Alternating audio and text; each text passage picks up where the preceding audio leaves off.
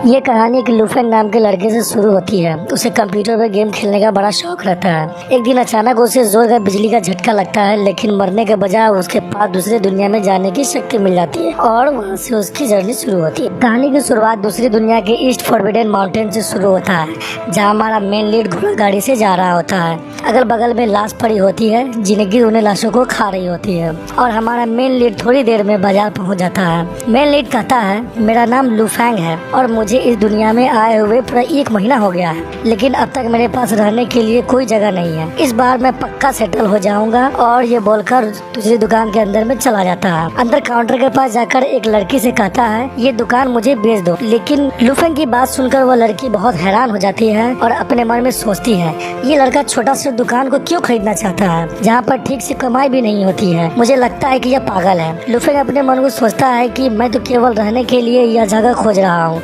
अगर मैं यह होटल खोल लेता हूँ तो मेरे लिए बहुत बढ़िया होगा। लेकिन वह लड़की दुकान बेचने से मना कर देती है। लुफेंग उस लड़की को और भी पैसा देने की बात कर, तभी पीछे से आवाज आता है, ज्यादा पैसा है तो एक किला क्यों नहीं खरीद लेते। लुफेंग पीछे मुड़कर देखता है तो उसे 2 आदमी दिखाई देते हैं, जिसके एक का नाम कार्टर है और दूसरा उसका बेटा फैथ होता है। लुफेंग कहता है, ये तो मेरे सिटी का लॉर्ड कार्टर है और आपके पास पैसे की कोई कमी नहीं है, तो किला क्यों नहीं बेच रहे हो। कार्टर एक्टिंग करते हुए बोलता है कि मैं बूढ़ा हो गया हूँ और मेरा बेटा नालायक है। अच्छा यही होगा कि मैं अपनी जगह बेचकर किसी और शहर में जाकर आराम की जिंदगी बिताऊं। लुफेंग कहता है कि तुम अपना किला कितने में बेचोगे। कार्टर हंसते हुए बोलता है, 100 सोने के सिक्के में। लुफेंग चिल्लाते हुए बोलता है, तुम मुझे लूटने की कोशिश कर रहे हो। मैं कोई बेवकूफ नहीं हूँ। 100 सोने के सिक्के में मैं 4 लाख भेड़, 50,000 भैंस और आराम की जिंदगी पा सकता हूँ। मुझे तुम्हारा किला नहीं चाहिए। तभी फेथ अपना तलवार निकालकर लुफेंग के गर्दन पर रख देता है और कहता है, जब मेरे पिता किला बेच रहे हैं तो तुम मना करने वाले कौन होते हो। लुफेंग कहता है कि तुम मुझे किला खरीदने के लिए मजबूर नहीं कर सकते हो। तभी कार्टर दोनों को शांत कराता है। कार्टर कहता है, तो तुम मुझे कितने में किला खरीदना चाहते हो। लुफेंग कहता है, मेरे पास केवल 30 सोने के सिक्के हैं। कार्टर कहता है, केवल 30 सोने के सिक्के। फिर कार्टर किला बेचने के लिए तैयार हो जाता है। लुफेंग अपने मन में सोचता है, ये केवल 30 सोने के सिक्के में किला बेचने को तैयार हो गया है, कहीं ये मुझे धोखा तो नहीं दे रहा है। तभी लुफेंग बोलता है, मेरे पास अभी सोने के सिक्के नहीं है। कार्टर कहता है, मुझे तुम अपना कीमती चीज दे दो, जैसे कि क्रिस्टल ग्लास। तभी लुफेंग अपने मन में सोचता है, अच्छा तो ये मेरे क्रिस्टल ग्लास के पीछे पड़ा हुआ। मैं इस ग्लास को हजारों मील दूर से लाया हूँ। जहाँ से भी इस ग्लास को लाया हूँ वो दुकान बहुत ही फेमस है। तभी हम इस दुकान को देखते हैं। लुफेंग कार्टर से कहता है, मैं इस ग्लास को बहुत कीमत दे करके खरीद के लाया हूँ, लेकिन 5 ही खरीद पाया हूँ। तभी लुफेंग एक बॉक्स निकालता है। कार्टर कहता है कि जब मैं एक बार ड्यूक के महल में गया था तभी ये क्रिस्टल ग्लास को देखा था, लेकिन ये उससे भी ज्यादा अच्छा है। लुफेंग अपने मन में सोचता है कि यहाँ के लोगों को बेवकूफ बनाना कितना आसान है। अगली बार मुझे और भी ज्यादा सामान लाना चाहिए, पर मैं एक दिन में एक बार ही वहाँ जा आ सकता हूँ। कार्टर बड़े प्यार से कहता है कि तुम्हारे पास कोई दूसरी चीज है। लुफेंग अपने मन में सोचता है, ये और भी कीमती सामान देखना चाहता है, लेकिन इसका बेटा तो मुझे मारने की ही फिराक में है। तभी लुफेंग एक और बॉक्स निकालता है, जिसे देखकर कार्टर मन में सोचता है कि इसे और भी जरूर क्रिस्टल ग्लास होगा। लेकिन जब मैं लुफेंग के बॉक्स को खोलता हूँ तो उसमें मिट्टी के बर्तन होते हैं। लुफेंग कहता है, इसमें से कोई सामान लेना है। कार्टर सामान देखकर बोलता है, ये क्या बकवास सामान है। अगले सीन में हम सबको जैंग सिटी की तरफ जाते हुए देखते हैं। कार्टर इशारा देते हुए कहता है कि यह खेत के बाद जैंग सिटी है। लुफेंग कहता है, फसल अच्छी हुई है। कार्टर कहता है, हाँ ठीक, लेकिन हॉर्स थिप से बचकर रहना। अचानक कार्टर बोलता है, यह जैंग सिटी है।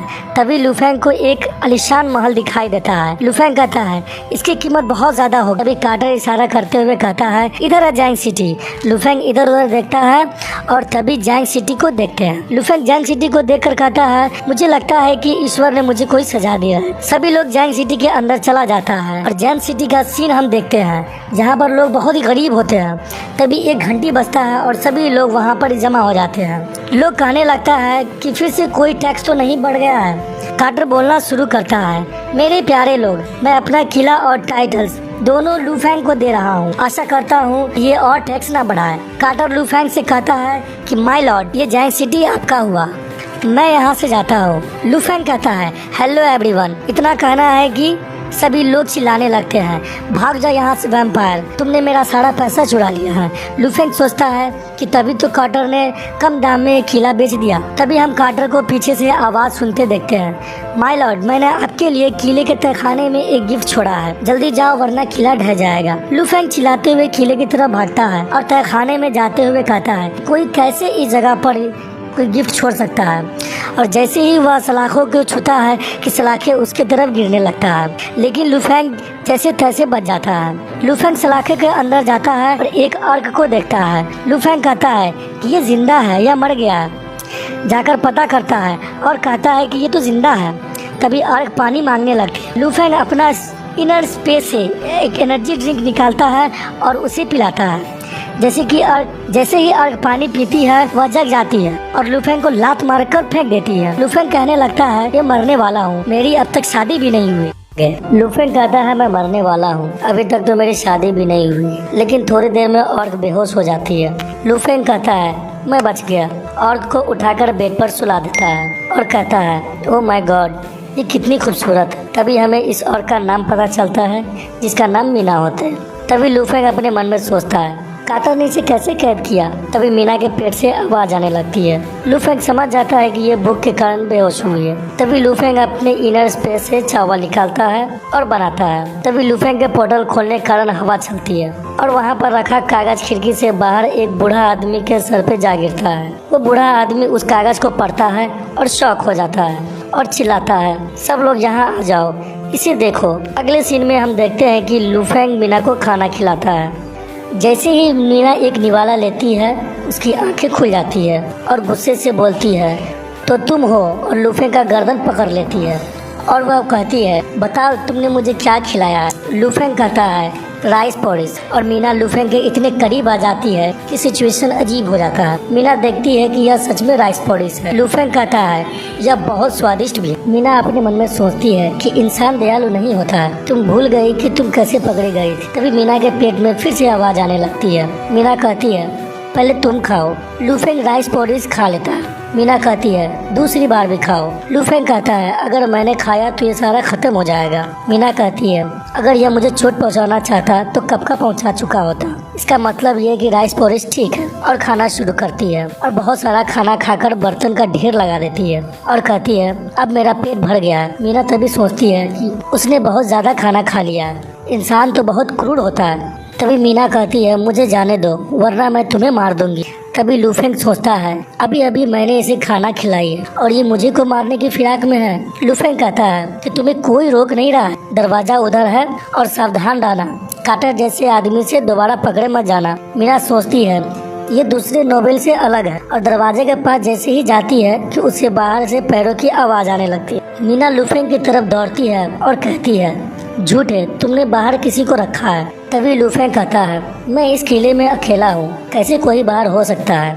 लुफेंग रोते हुए कहता है, क्या तुम्हें मेरी गर्दन के अलावा और कोई जगह नजर नहीं आता है। तभी हम बाहर का सीन देखते हैं कि लोग वैम्पायर चिल्ला रहा होता है और लोग दरवाजा तोड़ने की कोशिश कर रहे होते हैं। यहीं पर हमें एक नए कैरेक्टर स्नीकर से इंट्रोड्यूस करा जाता है। लुफेंग कहता है, ये मेरे लोग नहीं है, अगर मैं तुम्हें चोट पहुंचाना चाहता तो कब का पहुंचा चुका होता।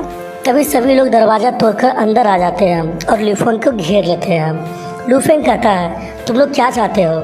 जहाँ पर हमें एक और कैरेक्टर से इंट्रोड्यूस करा जाता है जिसका नाम ब्रावो है।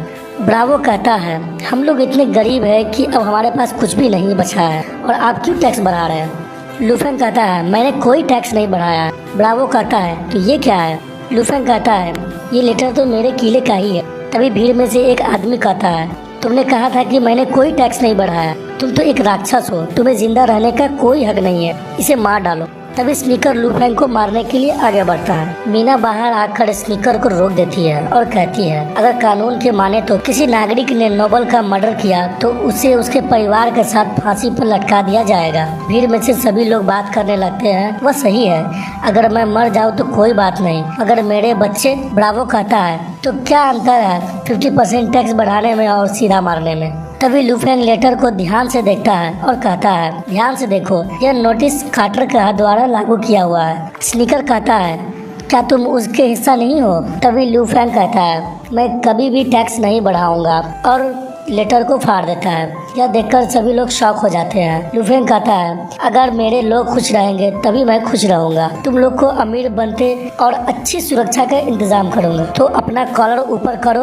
और कड़ी मेहनत करो। ब्रावो कहता है, अगर ऐसा है तो धन्यवाद आपकी दया का। लुफेंग कहता है, ये सच है, मैं अपना वादा कभी नहीं तोड़ता। और सभी लोग वापस चले जाते हैं। इधर कार्टर को देखते हैं जो अपने बेटे के साथ होता है और कहता है, जैंग सिटी पूरी तरह कमजोर है और वो लोग हॉर्स थीफ को नहीं रोक पाएगा। कार्टर का बेटा बोलता है, हाँ, सिटी दोबारा से हमारा हो जाएगा। तभी एक बंदा आता है और कहता है, लुफेंग ने उस औरत को छोड़ दिया। कार्टर का बेटा कहता है, क्या उसने औरत को आजाद कर दिया? मैं उसे मार डालूंगा। कार्टर कहता है, शांत रहो, वह अब सिटी लॉर्ड है। समय आने पर बोरोन उमर उसे ठिकाने लगा देगा। लुफेंग सोच रहा होता है, आज मैं मरते मरते बचा। तभी मीना वहाँ पर आती है और कहती है, मैं अभी जा रही हूँ। लुफेंग कहता है, लेकिन तुम तो भी जख्मी हो, अगर तुम इस हालत में बाहर जाओगे तो तुम फिर से पकड़ी जाओगी। मीना कहती है, मैं उसे मार डालूंगी। लुफेंग कहता है, तुम क्यों नहीं ठीक होने तक यहाँ पे रुक जाते? तो मीना कहती है, यहाँ पर कोई अच्छा इंसान नहीं। यहीं पर हम लोग अपनी एपिसोड एंड करेंगे। एपिसोड की एक्सप्लेनेशन अच्छी लगी हो तो कमेंट करके जरूर बताइएगा। चैनल को सब्सक्राइब कर दे, वीडियो को लाइक और शेयर कर दें। शुक्रिया।